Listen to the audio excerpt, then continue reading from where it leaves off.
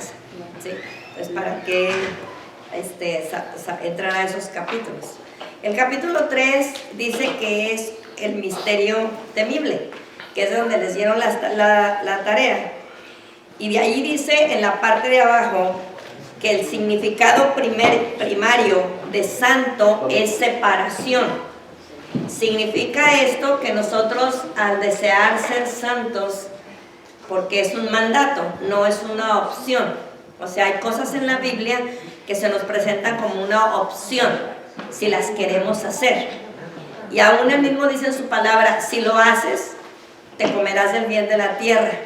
Si lo haces, yo estaré contigo. O sea, es opción, si tú quieres. Pero hay palabras en la Biblia que las encontramos como mandato. O sea, que ahí no hay opción. Ahí tenemos ya que entrar a ese molde donde Él ya nos demanda que nosotros seamos santos. Ahí no dice, si quieres ser santo, si deseas ser santo. Dice, ser.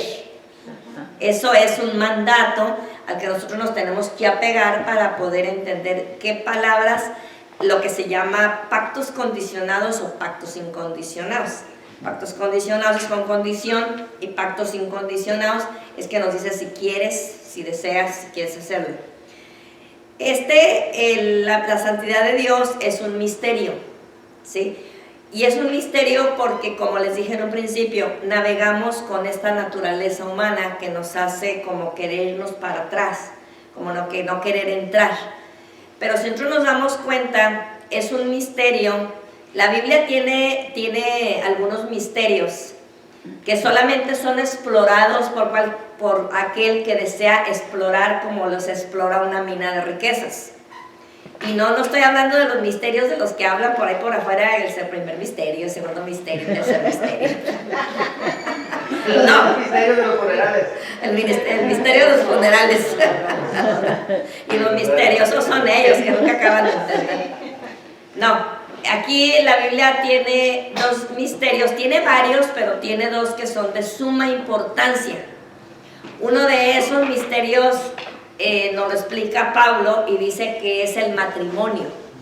Uno de los grandes misterios es el matrimonio. ¿Por qué cree usted que el matrimonio es un misterio? Porque Pablo nos lo dice que el matrimonio es un misterio. Por las sorpresas que se espera uno. ¿Cómo se aguantan? ¿Cómo pueden sobrevivir? ¿Cómo pueden sobrevivir? Se aman tanto y se odian tanto. Sí, porque el matrimonio es un bazar. Es un bazar. Usted ha entrado a un bazar, me imagino, ¿verdad? De todo. ¿Qué no encuentra? Todo, ¿verdad? Cosas de segunda. Hasta cosas de segunda. ¿Sí? Entonces el matrimonio es un misterio. Por eso Pablo lo dice que es un misterio al que no todos entran. El otro misterio es el misterio de conocer la voluntad de Dios. La voluntad de Dios es un misterio que uno tiene que entrar como desear entrar a una mina a encontrar oro.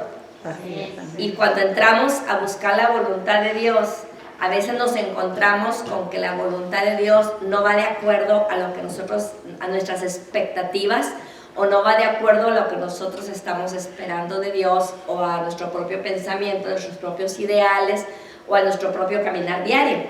Entonces ahí es donde nos adentramos a ese misterio y nos damos cuenta que nosotros estamos fuera de la voluntad de Dios, que no estamos en la voluntad de Dios.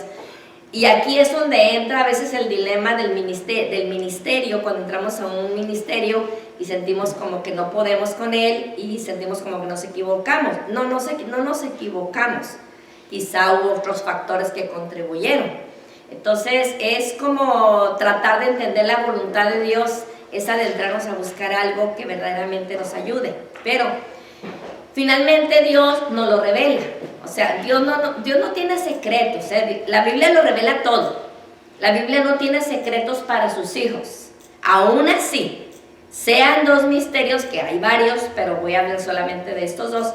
Aún así, el misterio del matrimonio sea algo que no entendemos o no comprendemos, lo único que nos podemos cimentar es que Dios en su infinita misericordia delega el matrimonio al ser humano, porque le regala una parte importante, y esto es la vida matrimonial y la sexualidad. Pero entonces le da el regalo de la sexualidad, pero le tiene que dar el regalo donde practicarlo. No se puede practicar en cualquier lugar. Yo le digo a los jovencitos que tengo estudiando conmigo, ustedes deben guardar la santidad para el tiempo de su matrimonio. Ustedes no son pipas de agua pública para que la anden tirando por todos lados. Sí tienen que guardarse para el tiempo de su matrimonio. Entonces Dios regala el matrimonio. Entonces Dios nos revela, porque podemos decir, bueno, es un misterio, pues como dijo mi hermano, si no sabemos cómo nos va a ir, por eso es un misterio. Pero aún sin embargo Dios nos revela que los planes de Dios eran precisamente esos, el que llegáramos a unirnos al matrimonio y poder formar una familia. El otro misterio es el conocer la voluntad de Dios. A veces cuando Dios nos revela su voluntad para nuestras vidas, su misma palabra dice que su voluntad es perfecta.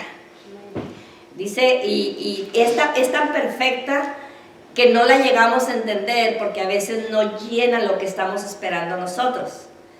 Los métodos de Dios no nos gustan. No siempre nos gustan los métodos de Dios.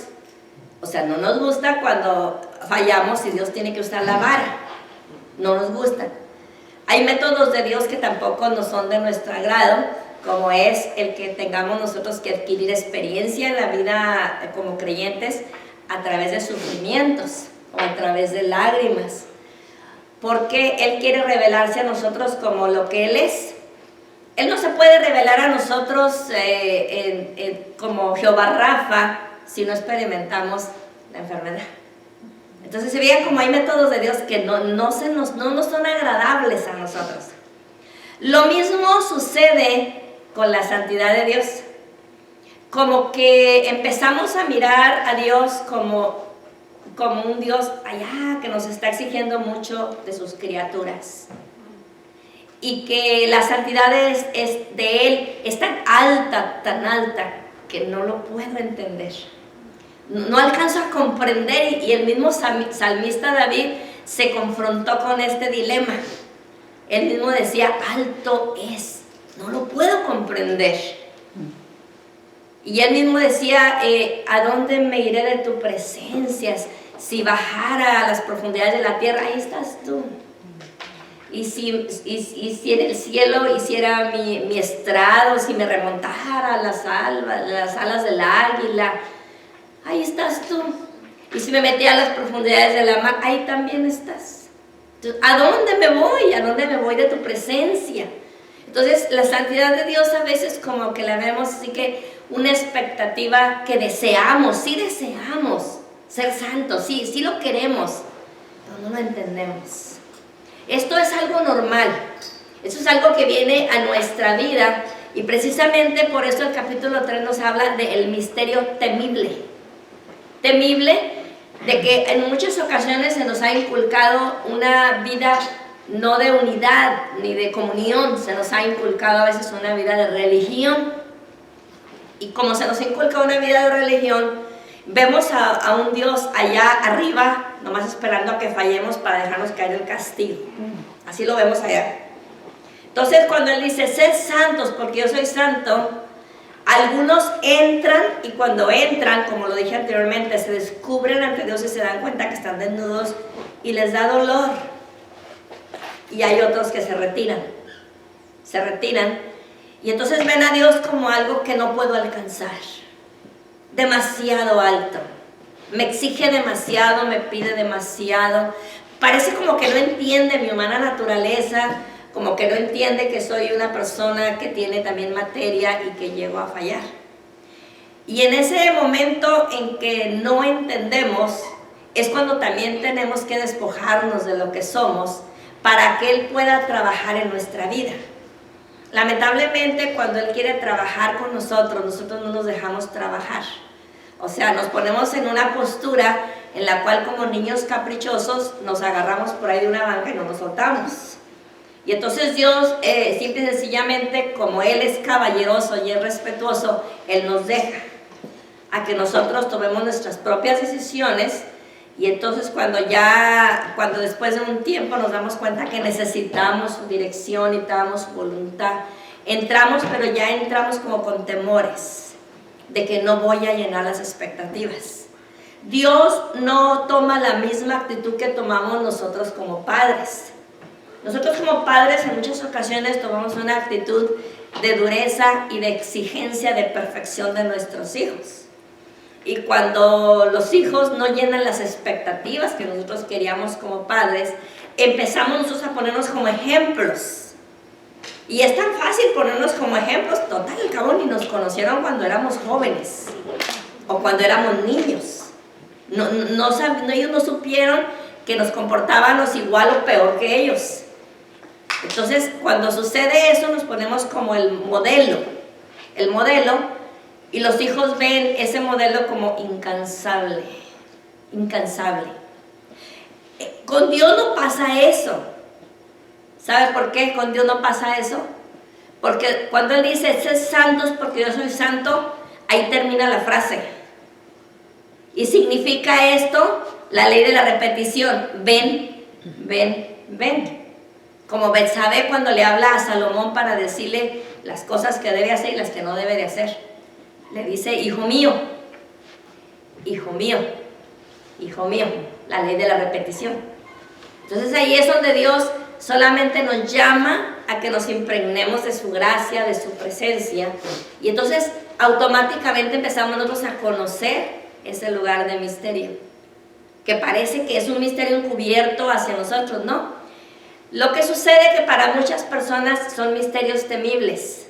Tienen miedo, sienten temor entrar a esa área hermosa de su santidad, porque sienten que no van a poder llegar a las expectativas que Él está pidiendo.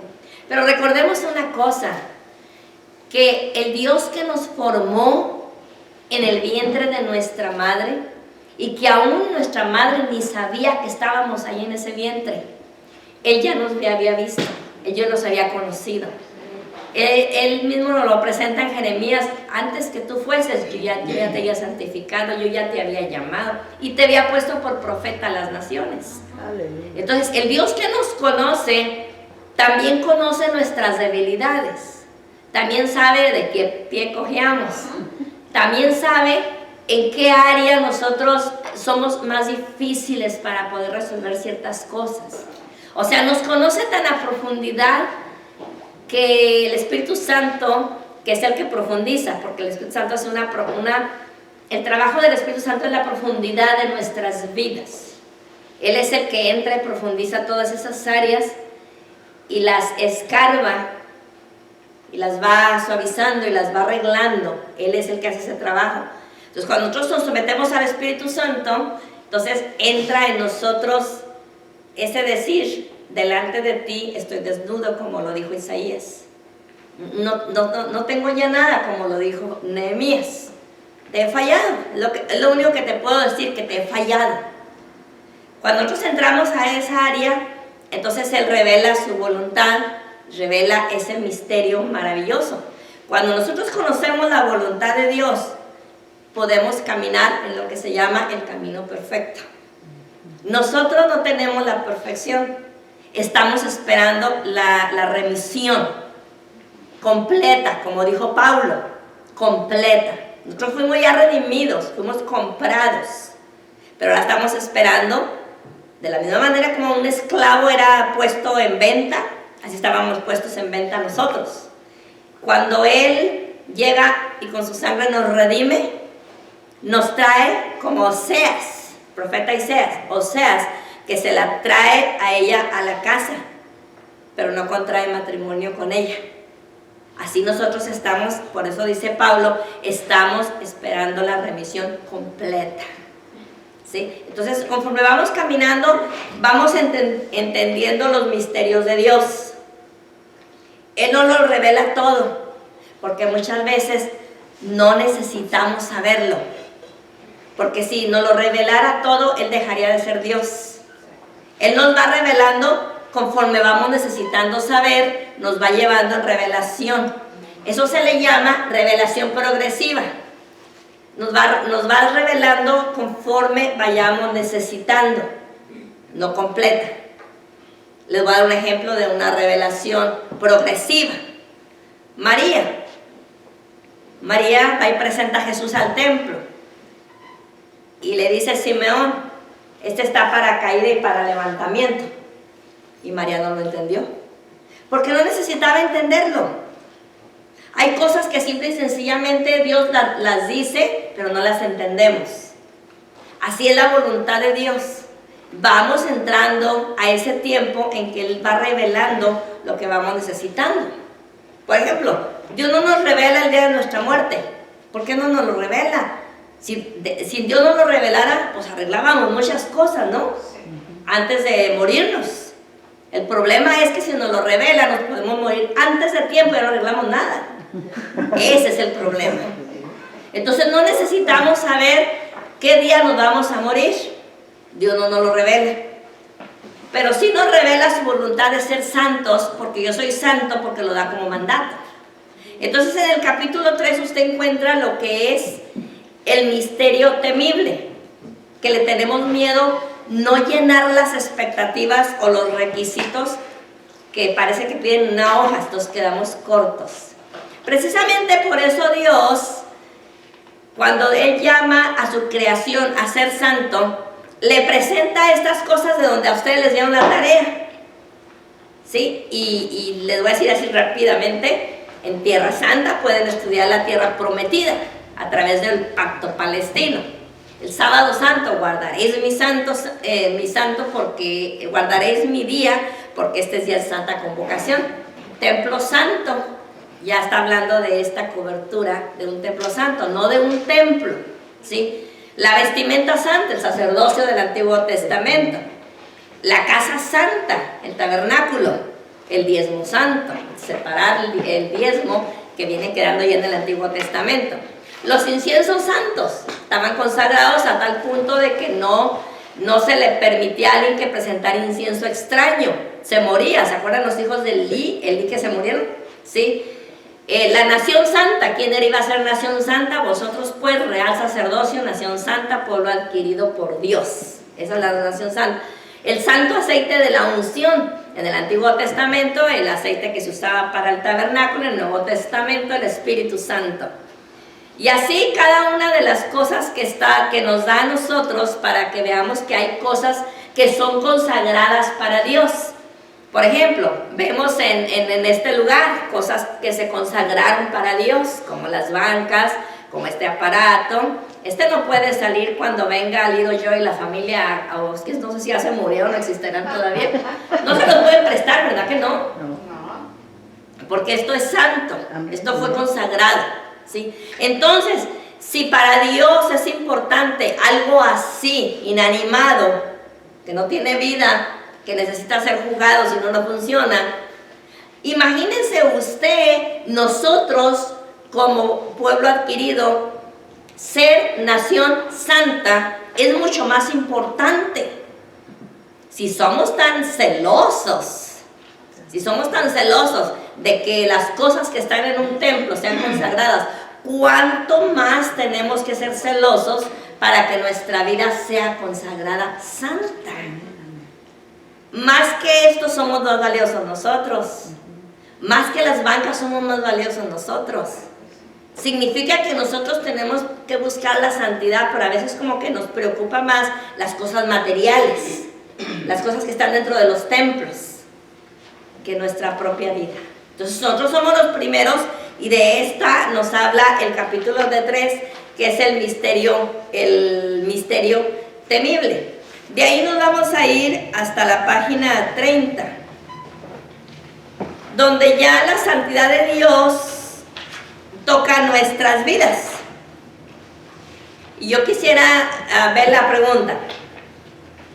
¿Alguien se llama aquí María del Refugio? Nadie. ¿Alguien se llama Raúl? ¿Roberto? ¿Juanito? No, Juanito ya lo dimos. Ya lo traigo con Juanito. Cristina, ajá. Y aquí abundan los Adrianes también. Significa esto entonces, ya que yo di los nombres y como que no aparecen aquí en la lista. Mi hermana, ¿en qué manera Dios es un misterio para usted? Prepárese con una respuesta. ¿En qué manera Dios es un misterio para usted? Mi hermano, prepárese con una respuesta. ¿En qué manera Dios es un misterio para usted? En la palabra, que no la logro entender. ¿En qué manera? Es algo oculto que uno no se sabe. Que no se sabe. ¿En qué maneras? Dios es un misterio para usted. Prepárese con una respuesta usted también. Bueno, uno puede ser que es insondable el entendimiento de esa persona. Yo me he puesto a tratar de entender. ¿Y qué había antes de Dios? Y no hay antes de Dios. Entonces, es inexplorable. No puede uno, la mente finita de uno no alcanza, a poder entender de dónde se originó Dios. No tiene principio, entonces es algo que nuestra mente no tiene la capacidad de parte de él para entenderlo a él. ¿En qué manera? No podemos entender su amor tan grande. De las personas tan pecadoras y cómo Dios las perdona a ti. Y como dice, el que trabajó por un talento y el que trabajó por 10 y le da la misma paga y todos para el cielo y no importa pues nada, el amor de Él es muy grande. Como que a veces podemos pensarlo y tomar la actitud que tomó el profeta, ¿verdad? Le dijo, me mandaste a que le dijera a Nínive que la vas a destruir y no la destruyes. ¿Cómo quedo yo como un mentiroso? ¿Sí? Su amor no se puede entender, ese amor tan grande que mandó a su hijo morir por pecadores y su hijo no era pecador. Ajá, exactamente. Está fuerte. Sí. Hermano, ¿en qué maneras Dios es un misterio para usted? Mi hermano que está atrás, sí. Su elección. Su elección. Ajá. ¿En qué manera, hermano Adrián? ¿En qué maneras Dios es un misterio para usted? Podemos decir en las peticiones muchas veces, en la forma de contestar, que a veces contesta instantáneamente y a veces tarda para contestar. Muchas veces ese es un misterio que nosotros no alcanzamos a entender y sería algo ilógico tratar de ir más allá de los pensamientos de Dios cuando nunca vamos a poder alcanzar lo que Dios piensa. Uno de los atributos que Dios tiene es que Él es inescrutable. Ese es un atributo en los cuales Dios tiene muchas cosas reservadas dentro de su mente y dentro de sus planes que no nos los revela. Ese se llama inescrutable, o sea, no podemos entrar a eso que Él no quiere revelar. Sencillamente no lo revela. Y si no nos lo revela, simple y sencillamente respetemos los silencios de Dios. Dios no ha dicho nada y Dios solo tiene 3 respuestas, sí, no y después. Entonces cuando le estamos pidiendo algo y Dios no lo da, está demostrando su atributo inescrutable. Y nosotros tenemos que aprender a respetar. La mente humana no alcanza a comprender su santidad completa. O sea, lo vemos conforme Él nos lo revela en ese libro sagrado y conforme el Espíritu Santo nos lo da. Es por eso que no nos puede caber en la mente a muchos maestros que Dios nos ha dado la oportunidad de poder explorar la palabra de Dios en cuanto a la teología. No podemos creer a lo que algunas personas, se puede decir noveleras o fantasiosas, dicen acerca de haber ido y haberse sentado cerca del trono de Dios y Dios les revela muchas cosas y una conversación íntima ahí con Él. Y ya después Dios le dice, ahora te voy a enseñar el infierno, y luego lo lleva al infierno y ahí platica con Satanás. Y hubo una predicadora que hace poco salió con una que verdaderamente da hasta coraje. Dice que en el infierno Dios la llevó al infierno. Dios la llevó al infierno, Ella no fue, Dios la llevó. Y que está Michael Jackson presentando show todos los días para los caídos de ahí, para que no extrañen a Michael Jackson si ya se murieron junto con él. Está alegrando el alma, ¿no? Sí, y habló de esta otra que se acaba de morir, esta que cayó como estrella del cielo ahí por el estado de Nuevo León. Está Jenny Rivera, que también está allí también entreteniendo a la gente del infierno, también está ahí. Cuando uno escucha todo eso dice, pero ¿cómo? Dios nos ha revelado el cielo por su palabra, pero nunca nos está hablando de fantasía, nos habla de realidad, ¿sí? Y Dios nos ha revelado también el infierno por su palabra, y allí nos dice, a través de la parábola que presenta Jesucristo del rico y el mendigo. Entonces Dios nos revela por su palabra. Ahora, si Él quiere, nos revelará por otro lado, pero que nunca salga de los contextos bíblicos. Pero ya fantasías y todo esto verdaderamente ya son sueños, y lo único que podemos decir, pues estamos en tiempo de apostasía, donde se presentarían toda serie de cosas que van ilógicas a lo que la Biblia nos está presentando a nosotros. Entonces, Dios es un misterio, y lo que Él revela lo revela, y lo que Él desea no revelar no lo va a revelar. Vamos a pasar vamos a pasar todas estas partes, porque ahí que es donde encontramos la teología de Calvino, de Martín Lutero. Aunque le voy a decir una cosa, vaya y lea la biografía de Martín Lutero, está muy interesante. Está muy interesante la manera como él llega a la Iglesia Católica, solamente porque le cayó un rayo cerca de una caminata que estaba haciendo, y le cayó un rayo cerquitita de él y partió, creo, la banqueta, ¿no? Y entonces él dijo, Señor, si me salvas me hago monje. Y así fue como llegó a ser monje, pero en realidad no era porque él quería ser monje. Otra de las maneras maravillosas, como podemos ver en la biografía de Martín Lutero, es cuando ya él se revela en contra de la Iglesia Católica acerca de las indulgencias, que cada quien pagaba su entrada al cielo a través de un documento, y ahí le decían que ya era salvo en un documento porque pagaba entonces él camina. Leti los tiene ahí. Las biografías. Los documentos. Los documentos. Si alguien quiere comprar un documento para irse al cielo. ¡Ah, Leti los está vendiendo! Todavía está válido la entrada. Ah, bueno. Ahí están. Special price for you only today, my friend. ¿Tú formas? ¿A cuánto estamos hablando? Yo creo que quiere para restaurar bonito. Slurpee. 2 for 1. ¿Quién compraron uno? Compra uno y agarra 2. Mande. Perdón, yo creo que lo que es la indulgencia es lo mismo que se está llevando ahora en varias iglesias evangélicas de nuestros días, ¿no?